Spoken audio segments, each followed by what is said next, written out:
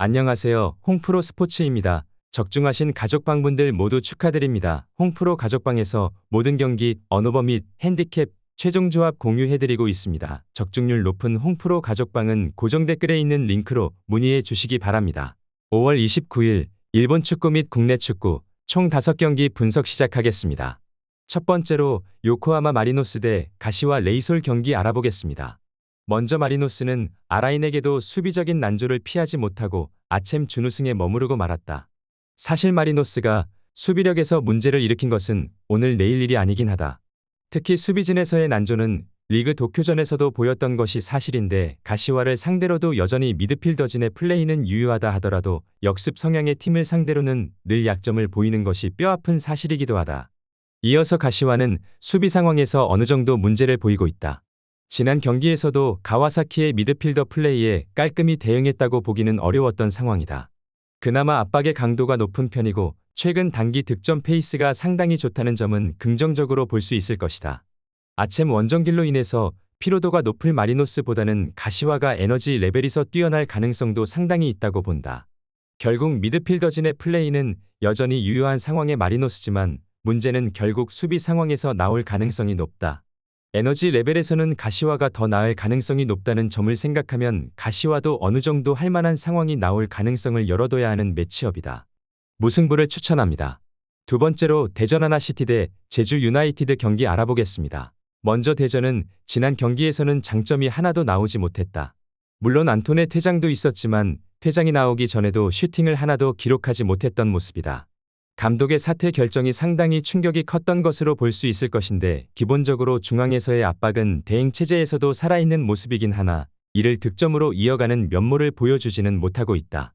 현재까지도 리그 내 이득점을 초과한 선수가 아직까지 없기도 한 상황이다. 이어서 제주는 지난 경기에 승리했지만 고민인 득점력이 해결된 상황이라고 보긴 어렵다. 특히 변화를 줄 수 있는 뎁스적인 옵션이 상당히 아쉬운 상태다. 지난 경기에서도 U22 자원들 위주로 교체 멤버를 꾸리기도 했다. 사실 감독의 전술 자체도 이탈로가 막히면 답이 없어지는 상황에 직면하는 경우도 잦은 모습이다. 미드필더 위주의 이탈자와 전술적인 면모 모두 아쉬운 상황이기도 하다. 두 팀의 공격성이 상당히 아쉬운 상황인 게 사실이다. 대전은 공격적인 전개도 문제일 듯하고 제주도 늘 이탈로가 막힌 상황에서의 대응이 깔끔하지 못한 데다 뎁스도 상당히 모자라다. 득점을 넣는 것은 두 팀이 모두 문제를 보일 것으로 예상되는 매치업이다. 그나마 제주의 신승을 예상해본다. 제주 유나이티드 승리를 추천합니다. 영상은 잘 보고 계신가요? 핸디, 언오버 및 최종 조합 공유받아 보실 수 있는 가족방 입장 방법 알려드리겠습니다. 첫 번째로 영상 하단에 댓글을 클릭해주세요. 두 번째로 댓글에 링크를 클릭해주세요. 마지막으로 채팅 참여하기 후 메시지 주시고 답장 기다려주시면 됩니다. 나가기 하시면 가족방 입장시켜드릴 수 없습니다. 언제든 편하게 문의 주시기 바랍니다. 세 번째로 강원FC 대 전북현대 경기 알아보겠습니다. 먼저 강원은 전반적으로 중앙에서의 힘싸움에 능한 모습을 잘 보여주고 있는 모습이다. 물론 압박으로 인해서 생기는 리스크인 후반에서의 실점 문제는 남아있는 상황이다. 다만 이 양상도 후반에 난전을 만드는 것으로 어느 정도 리스크를 감싸는 모습 자체는 보여주고 있다. 지난 경기에서도 압박으로 상대가 공을 달고 나오는 것을 저격하며 어느 정도 강원이 효과를 본 모습을 보여주기도 했다. 이어서 전북은 김두현 감독을 선임해 수비를 만지는 데에는 어느 정도 역량을 보여준 바 있다.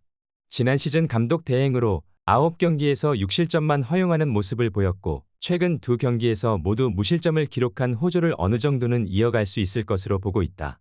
다만 여전히 송민규와 박진섭 같은 선수들의 개인 기량에 공격을 맡기고 있는 듯한 양상은 단점이자 아쉬운 부분이라고 볼 수 있을 것이다. 결국 전북의 경우도 어느 정도 수비를 해내는 면모에서 기대를 걸어볼 만하다 치더라도 공격에서는 여전히 개인 기량에 무언가를 걸어보는 상황이 잦다는 점이 포인트가 될 것이다. 강원의 플레이도 어느 정도 후반에는 전북에게 페이스를 내줄 가능성도 열어둬야 하는 매치업이다. 전북현대 승리를 추천합니다. 네 번째로 인천 유나이티드 대 울산현대 경기 알아보겠습니다. 먼저 인천은 울산을 상대로는 상당히 강한 모습을 보였던 편이다. 일단 서울전에서 퇴장을 당한 제르소가 돌아오는 것도 상당한 천군만마일 것이다. 제주 시절부터 제르소가 울산을 상대로는 수비진을 털어먹는 데 일조했던 전적이 많기 때문이다. 물론 인천의 광중석 폐쇄로 인해서 상대에게 밀리는 경우가 많아진 것도 사실이기는 한데 인천의 플레이가 수비 후 역습이라서 분위기 자체가 밀리는 것이 큰 영향은 아닐 것으로 보인다. 이어서 울산은 그동안 약했던 대전을 상대로 승리했다. 하지만 상대의 감독 교체와 핵심 선수의 퇴장으로 인해서 울산이 큰 이득을 봤던 경기이기도 했다. 사실 울산이 강원이 잠근 상황에서 거의 아무것도 못했던 전적을 생각하면 여전히 수비 후 역습에 강한 팀을 상대로 보여줄 경기력에 대한 의문은 가지고 있어야 할 것이다. 이 상황에서는 이동경인 군대로 간 것이 상당히 아쉬운 상황이기도 하다. 인천이 할 만할 것으로 예상된다. 제르소가 돌아오게 되면 핵심 루트와 울산에 강했던 제르소의 한 방을 믿어볼 수 있을 것이다. 울산이 인천같이 잠그는 팀에 대한 공략법도 확실하지는 않을 것으로 보인다. 인천의 홈 관중석 폐쇄라는 징계를 받아서 상대에게 분위기에서 밀리는 모습이 나오긴 하지만 수비 후 역습 성향의 팀이라서 페이스가 밀리는 것 자체는 문제가 아니다. 인천 유나이티드 승리를 추천합니다. 영상은 잘 보고 계신가요?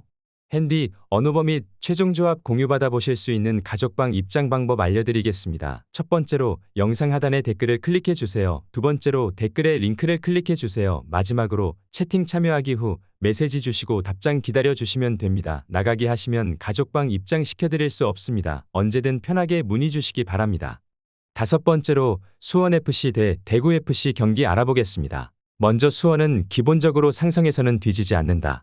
그동안 매일 공세에 치중하다가 대구의 딸깍 축구에 당하는 상황이 잦았는데 이제는 조직력이 많이 올라온 상황으로 볼 수 있을 것이다.